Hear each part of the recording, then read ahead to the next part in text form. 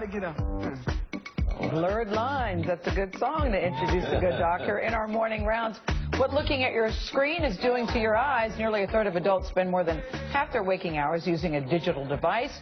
Dr. Christopher Starr is an ophthalmologist at Weill Cornell Medical Center right here in New York City, and we welcome you, doctor, back to the table. Thanks for having me back. So whether it's your computer screen or your BlackBerry or your iPhone, staring at it for a long period of time is a bad thing because... Yeah, well, it does two things to our eyes. One, it causes fatigue and eye strain. We stare at something up close for hours and hours, and some of us are using these things for up to 9 hours a day.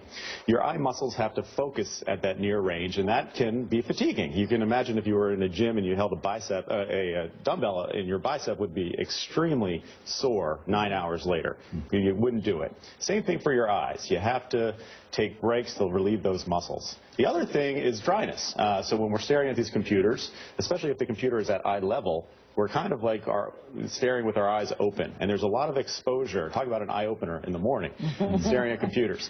And when you're not blinking, and when we're on computers, our blink rate can decrease by up to 50%. Normally, we blink about 20 times a minute, 15 times a minute. That can decrease by 50%.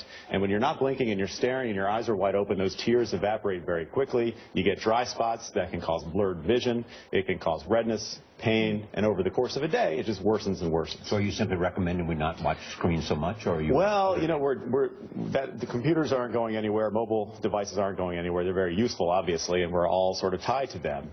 So we're not saying don't use them. We're saying when you do use them wisely and smartly. And so what we recommend to reduce this, what's called computer vision syndrome, is the name it's been given, is to follow something called the 20-20-20 rule. Every 20 minutes that you're on a computer or mobile device, look away from the computer at an object that's 20 feet away or further for 20 seconds or more. And that will let those eye muscles relax and do people really better. do that? Do you do that?